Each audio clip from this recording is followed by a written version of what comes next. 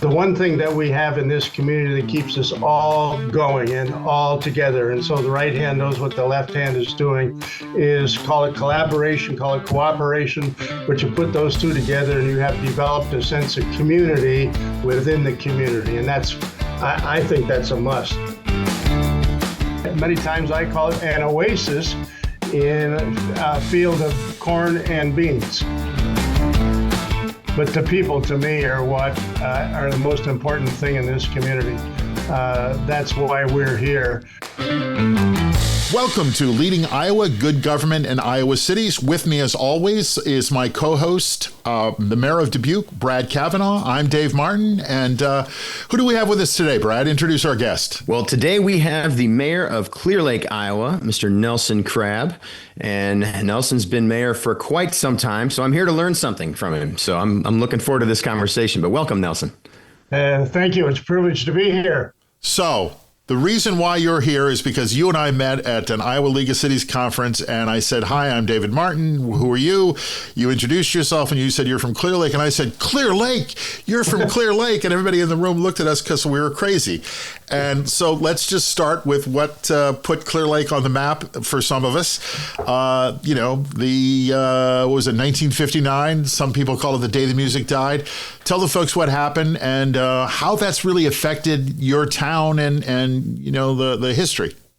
Yeah, well, good. We're located north central Iowa, half an hour south of the Minnesota border, halfway between Des Moines and Minneapolis. And yes, I was not here. I was in New Jersey at that time, going to Rutgers University. But on February 3rd, 1959, when Buddy Holly, Ritchie Valens, and the Big Bopper were performing at the Surf. And at the time, they were on the Winter Dance Party Tour, which, out here in that time, you're lucky if you get above zero. And that night, it was extremely cold because they had been on this real old bus coming to us from, I believe it's Green Bay, Wisconsin, the night before.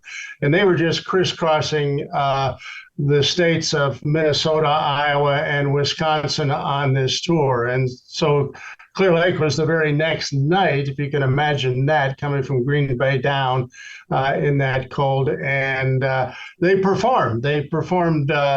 That night, along with several other notables during the late 1950s. Right. And, this was a big deal, right? This is a big show. Yeah, huge show. And I think they paid $1.25 to get in. So, wow. It was big time. And they had all the youth, of course, from the surrounding small communities here. We're only a community around 7,600, 10 to 12,000 now this time of the year because we're a tourist community with a lake 6 miles long. But after this all got said and done, and the Crickets were the other was the name of their Buddy Holly and the Crickets, right? Yep, and Tommy Alsop was one of the guitarists. They had, all those guys became famous after this next incident that I'm going to talk to you about. But it went very, very well. The show was over around midnight, and Buddy had called his wife to tell him that this show was done and they were on the way, and that phone booth still stands there in the Surf Ballroom. Wow, really? The actual phone booth itself. And before I forget, we actually have the microphone, the Surf does, the microphone that Buddy Holly sang into that particular night as well. So here we go with that story. And they said, well, let's get an opportunity here. This guy's willing to fly us up to Moorhead, Minnesota, which is where the next show was to be the following day. And that's a lot better than having to ride in that bus that is cold and so-and-so is half sick and the other guy, they're just plain tired. And so they flipped a coin. Waylon Jennings was in that band as well. Waylon and Tommy Alsop lost the toss of the quarter. And they let Ritchie and the Big Bopper and Buddy Holly to get on this plane with Roger Peterson, the pilot, relatively small plane to fly. They took off from Mason City Clear Lake Airport, which was only about a mile and a half from here, and got perhaps 5 miles away, disoriented somewhat in a snowstorm. That's my interpretation anyway. Right. Anyway, the plane went down. All aboard were killed. It took a while the next morning to find where the accident occurred. And so, that brought extreme sorrow to a whole bunch of young people in America, over in England as well, Australia. Those people were really hot on that type of music at that time. And so it was a very, very sad time. Yeah, no, and a tragic story, and they say it's the day the music died. But let's just talk about the Surf Ballroom a little bit, where they performed.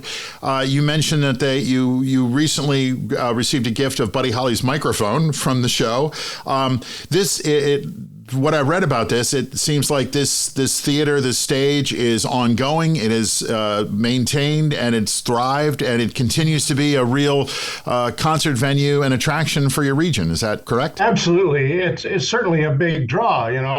I look at this community. We came here because of the lake. You take the lake and the surf. That's the two most important things I think we have as a community. And that's what we certainly do. Inform a lot of people about, advertise, if you will, that this does exist and the reason that the surf is so important. I've recently discovered that people come to Dubuque, Iowa on vacation, that it's a real vacation hotspot.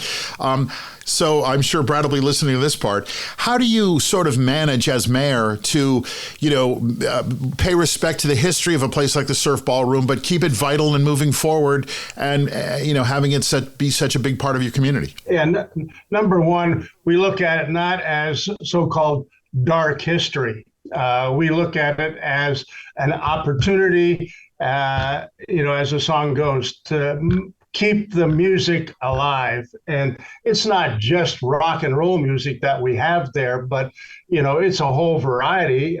Just the other night, my wife and I were down there for, just a simple show with a singer or two that were there, just enjoyable to be there. That occurs practically every week, and now we are redoing that to make that next door, the Surf Ballroom. No, that will stay the same. That's a national landmark now. Only 27 in Iowa, 2,500 in the United States. But as a result of that, we wrote a grant, and it's connected with Destination Iowa grant, which was partly due to the feds giving some money to Iowa after COVID. And they looked at this as a very key position in north central Iowa to give money to. And we got 40% of around $11 million to go in and redo the streetscape along there, complete with an arch coming in off of our highway, Highway 18 there, that says over the top, where the music lives, not Okay. where the music died. Yeah. And that's what we're drawing people to. And we also, a part of that grant is, do you have a connection to the lake? The head of IEDA, Brad knows her. She's kind of a stickler on details for this, and she was excited, but she said, you make sure you have a connection to the lake there. That lake is a state lake.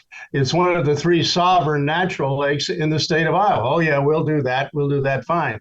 Well, then also one of the builders came along and he said, I would like to put up my hotel right across the street from the new Music Experience Center. That's a 2-story building that we are putting a 40 by 40 immersive room, tracing all of the entertainers that have been at the Surf since 1948. That's when that building was built, after 2 fires burned down the other ballrooms that we had here. I also saw that you've got something called the Lake Theater, so it looks like there's a lot of revitalization going on in downtown Clear Lake. Yeah, a lot. Yeah, and the gentleman that owns that now is putting together a plan to redo that within the next 3 years. And that's the old theaters. We used to have them up in Franklin, New Jersey, the same type, and that all fell. That's gone now. I guess it's in apartments. But yes, this gentleman, he's going to come in and redo all the seats, redo the stage, equipment, of course. And for small town USA, small town Iowa, that's very important to have that little theater still going. Nelson, I got some questions based on this. This is just fascinating to listen to. And one of the things that I'm struck by in this conversation and is how excited you are about all these things that are happening. I mean, you're just listing them off, and you can tell that there's a real excitement that I think is probably not just from you, but from the whole city of Clear Lake.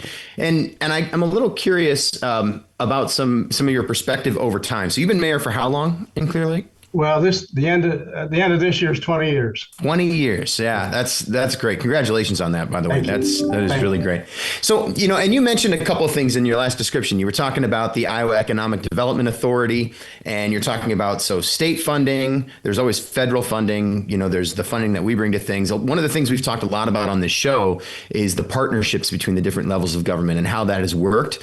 One of the things I'm curious about from you, though, is your perspective over time. Since you've been mayor in this role for as long as you have, how has that shifted and changed over time, those partnerships with the state and the federal government? And if you could speak to the importance of that for Clear Lake, I'd love to hear your perspective on it. Oh, it's critical. It's critical. Yesterday at noon, we had a Chamber of Commerce board meeting. I happen to be on that board, and so does the school superintendent. And that's where I'm going to go with this. He's brand new. He just came to town and out of Cedar Rapids. And I said, the one thing that we have in this community that keeps us all going and all together, and so the right hand knows what the left hand is doing, is call it collaboration, call it cooperation, but you put those two together and you have developed a sense of community within the community. And I think that's a must. There's no other way to do it. If you don't have everybody, all those entities on board, and by those I mean the school, the Chamber of Commerce, definitely. Here you have to have that, and we communicate. We go to various places, like the League of Cities. We will take them along with us. If there's a chamber thing, we go along with them. We're thinking about putting up in front of the Music Experience Center, the new building down there, where we're going to have Buddy, Ritchie, and the Bopper all done as statues out of a place in Minnesota. We take all those people up there just to see how this is. You think this is going to be good? How's this going to fly in Clear Lake?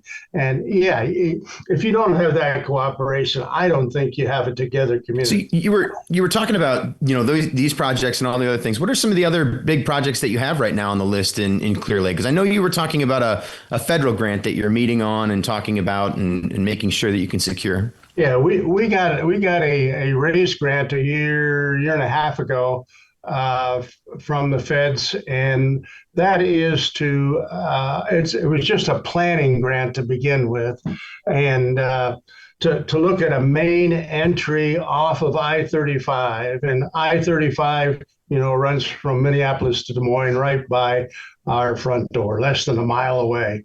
And that particular entrance is what we call the southern entrance. It needed some help, a lot of help. It was 4-lane, mostly industrial out there. And so we put in that we'd like to perhaps put some roundabouts in there, also bring it from 4-lane down to 3-lane, and do other, because, shall we say, it's a multi-modality area. We've got scooters, we've got all that stuff over here anymore, and to kind of keep them off of the street, but into a path that is useful for them and safe for them. The feds liked it, Iowa DOT liked it, and they also liked the roundabouts at each area. I think that's going to maybe be a lightning rod for me, but we'll work on it.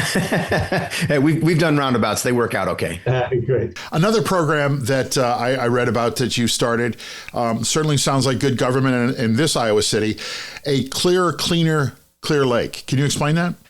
Yeah, I kind of pulled that in when I first got here because that was the reason why I ran. I had retired from Nyack, North Iowa Area Community College as an administrator over there. And I did, a few honeydew things around the house for 2 years. Got sick and tired of that. Brad doesn't know anything about that. And a professor from Iowa State had done some research on our lake. It's a relatively shallow lake, 10 to 15 foot average, 6 miles long, 2.5 miles wide. But it had a lot of algae growing in it, and people would fly over and say, "Hey, Crabb, how come your lake is green?" Well, sorry about that. How come when my kid swims in there and they come home, they smell like algae?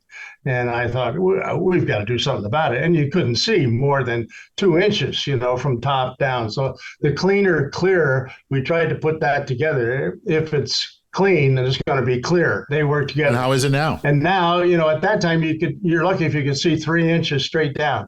This last spring, now it's down to 33 inches that you can see. And we got in there, we did some dredging, we got money from the state, we got money from the feds to redo a marsh, because the marsh where water comes into the lake, a small amount of water, it's mostly spring fed, where the marsh comes in. And so Corps of Engineers went in there and fixed that up. That's the sponge that cleans a lot of the water out of nitrogen and other things that are not good. So you're stepping down after 20 years as mayor. That's enough. You've decided you're going to move on. And I want to read this to you because I read this. This is a quote that you gave your, whoever your successor is. You said, "Get to know the entire town, listen to everyone, and lead with empathy." Absolutely correct. Now, explain that to Mr. Cavanagh, would you?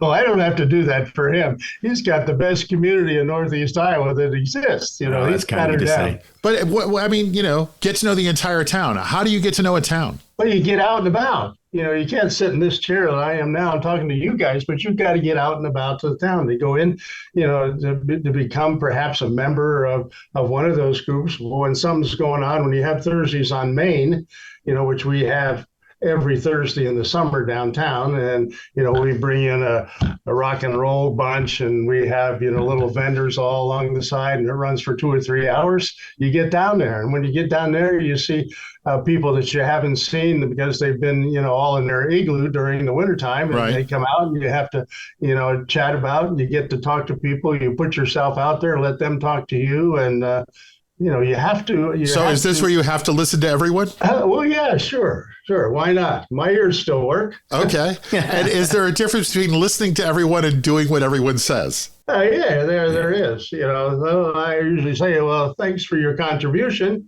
Appreciate that. We'll perhaps look into it and carry on. One of the things I've noticed as we've had these conversations is, when the people that lead really well and the people that are great examples of good government in Iowa are the ones who genuinely like interacting with people. I think it's really hard to do this role when you don't genuinely enjoy hearing from people, even if it's something you don't like to hear. But the ability to get out and be a part of the community, I think, is one of the great joys of being in this role. I mean, you mentioned music on Main. We've got something we call the night. It's like a nighttime farmers market. We call it night market here, and it's one of my favorite events to go to. And you go and you're just standing in a food truck line, and somebody will come up to you and start asking you about something going on in their life that they want to know because they recognize you as the mayor. Hey, and, Mr. Mayor, can you? Yeah. And, some people are like, oh, my gosh, seriously, in the food truck line, somebody just asked you that. But I actually kind of enjoy it. What I find is that it's, we live in a city of 60,000, so it's a little bit, it's larger, but it shrinks the city in some ways. It makes everything feel more accessible when you have this ability to just talk to the people who are making some of these decisions for you. And I enjoy that part of being in local government. I think it's one of the most fun aspects of it. Yeah, absolutely. And prior to this, I was, administrator educationally. I got to have a degree in counseling. That's what I have to do. Back in my education profession time. And so, I still carry that on. When you start out with that, I think, being in alignment the other night, Darlene and I were doing just that to deciding which food truck we were going to go to. And all of a sudden I can hear from the back of the line, "Hey, Crabb." Right away, I know I'm in trouble. I have an interesting last name, obviously, that fits, but for him anyway. But, that's, you've got to be there. You've got to go to the high school games. You've got to go to all those things that I look at as being a lot of fun. That's why the winter dance party, Darlene and I have been going, that goes over 3 days throughout. And you meet people from all over the United States that come there. Believe it or not, 50 still goes on. That place holds 2,000 people come for those 3 days. So, all right. Well, listen, I've got basically 2 social workers here and 2 mayors here. What is it about being a social worker that, lends itself to having a good run as mayor? Who wants to go first? Go ahead, Brad. Well, I think Nelson's his comment about empathy is just something that, when you come from a counseling background and a background where you're sort of learning the science of interacting with people, that really is the number one thing, to be able to listen with some sort of level of understanding of other people's perspective. That's a difficult thing for a lot of people to do, unfortunately, but everybody has the capability of doing it. But you have to listen to be able to actually do it. You have to listen and try to put yourself in somebody else's shoes. And I do think that is the number one thing that helps me in this role. And it especially helps me to manage my own emotions, where I'm not getting too upset about something, because I can do my very best to see something from this other person's perspective, and it pulls my own ego out of the equation enough to be able to actually do some good work and actually actively listen to somebody. I think it's a great skill set to be able to bring to the table, I think. Whenever we've got a project going on, big project, it may extend over for a year, maybe 2 years, like this 4th Avenue South that I was talking to you about earlier. I always say that the process that you're working through, the process is the product. It's that you just said it. Yeah, you just said it all. But that's the process of getting from A to B. Yeah. You must get involved with that and do that at all times. There's no other way. I mean, if you didn't want to do that, why did you get into this particular position? Yeah. All right. Well, we always wrap up with a few questions we ask everybody. I'm going to start first. So, hey, Crabb, tell me what makes Clear Lake. Typical Brooklyn. There you go. Hey, what are you doing? So, tell me what makes Clear Lake a real Iowa city. It is a farm community as well. That's Iowa. On the outside, we still have corn and bean fields. Many times I call it an oasis in a field of corn and beans. All right. That's what it is. We are the only in north central Iowa lake of any size that you can consider a tourist or a resort area. And so, it is unique, but it is still in the Midwest. It is still Iowa.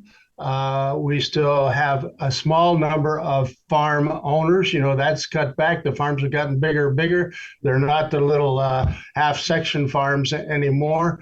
But remember, those people would always come to town on Saturday night and do their business. We don't have a lot and check out the music. Yeah. Do that. But we don't have that as much anymore. So we really have to push the tourism. And that's why our chamber is so strong. That's why we try to do things to create places for tourists to come. Main Street, they say, is almost like Hallmark, the movie, the show on TV. And we try to keep it that way. When I came on 20 years ago, you could have fired a shotgun down Main Street and not hit anybody because the storefronts were all empty, meaning the stores were empty. We went to work on that. And I went to work on that by bringing along the newspaper editor, the chamber director, one of the key bankers in town. We got in the car and we went to a couple of places where we thought those people should be in Clear Lake. And we didn't hustle them like a boxing ring in Brooklyn, Okay, but all right. we did get them to come, and that's what you have to do. You have to work at it. Okay. So our show is called Leading Iowa, Good Government in Iowa Cities. So tell me what good government looks like in Clear Lake. Good government looks like, I'll take it from my council point of view to start. They don't always agree on various topics and various decisions, but at the end, we're all good friends, really. And I have a council of 5, 4 men and one very, very nice lady who is there, and she can be tough on us guys.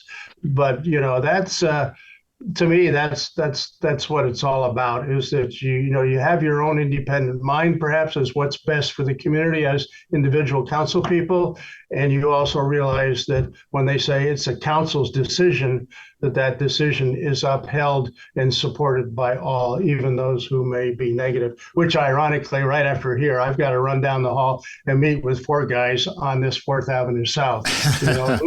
Who guess what? They don't like roundabouts. So here we go.